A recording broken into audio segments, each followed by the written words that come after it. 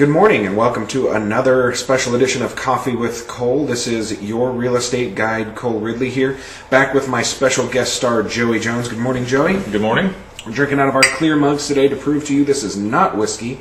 This is stout beer. No, it is coffee. We both drink it black. I put a little something in it, but nothing too crazy. It's whiskey.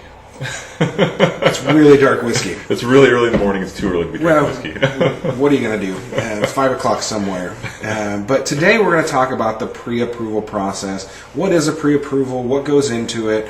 This is another question that I get all the time, and I feel like I can answer it, but it's better to go straight to the source. So let's start off with the easy question. What is a pre-approval? Okay, so a pre-approval is when a lender has a full application for you and has reviewed your financials.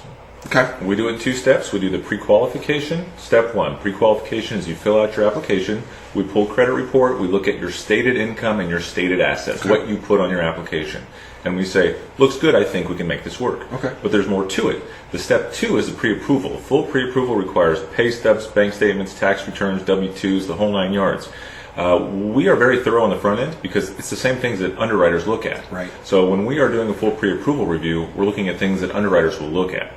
So once we go through everything, we say, okay, you are pre-approved for a specified purchase price. Okay. Now, that's an item to discuss as well because a pre-approval is usually for an amount, a sales price, a purchase price. Right. But actual pre-approval is based on monthly ratios, monthly debt-to-income ratios. What is your debt-to-income ratio? How much debt do you currently have plus the new payment divided by your income? And the guidelines require specific percentages. Okay. So we look at everything. We say you're pre-approved for $200K, for example. But if you find a house that has taxes that are less than what we're estimating, you could be pre-approved for $225 or $250. And just the same, if you find a house in an area and the taxes are much higher than what we're estimating, your pre-approval may be for less. Okay. So the pre-approval process is essentially a quick and dirty version of what will go on the underwriting process from the minute you put an offer in all the way till it closes, and that's another video for another time. But that pre-approval, once that's done, you send the buyer a pre-approval letter. And that's really what we're going for, is that one sheet of paper. And it sounds like a lot of work to get one sheet of paper. And Joey does a lot of work to get one sheet of paper. And Jess, we can't forget about her. She's hiding behind this brick wall.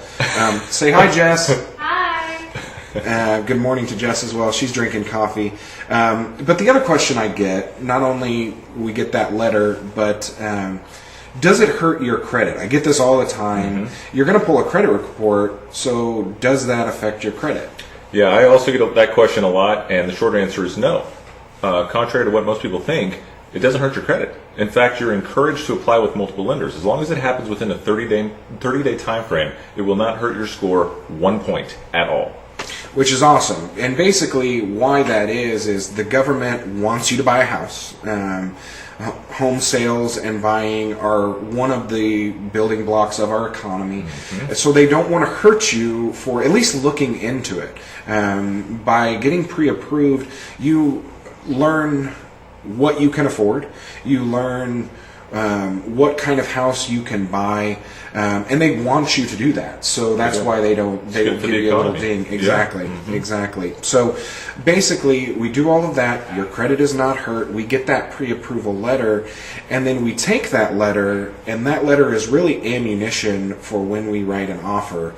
I, as a listing agent, when I'm selling a home, if I don't get an offer that includes a pre-approval letter, I'm not going to show it to my seller, or I'm going to show it to the seller and say, we're not going to do a thing with this until we have the pre-approval letter, because we don't know if this person's a serious buyer or not. It's not a real offer, right? Exactly. Mm-hmm. Yeah, like I could write an offer for $1 million home on Ward Parkway for myself, and without a pre-approval letter, I'm not going to get that house. They probably won't even present it to the listing agent, will Exactly. Yeah. Exactly. So that is why the pre-approval letter and the pre-approval process is so important, because it shows that you are a serious buyer.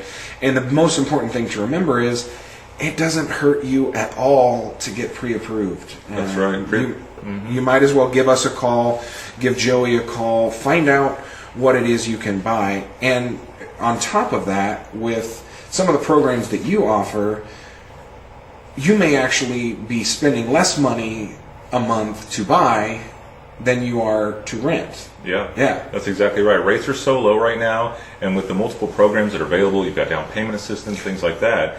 And we get to the closing table sometimes, and people are like, "That's my payment? That's less what I'm paying in rent." Exactly. And at the end of the day, you're paying a mortgage whether you're renting or you're buying. But if you're renting, you're paying your landlord's mortgage. Yeah. So why not get yourself an asset, start paying your future self for your living situation as opposed to your landlord. I'm sure your landlord's a nice guy, but line your own pockets and not theirs. I like that. Your future self thanks you. Exactly. And my future self is not thanking me for all of this coffee. So that was Coffee with Cole, the pre-approval process. Joey, I appreciate you being here with me. Thanks for having me. We'll see you next week.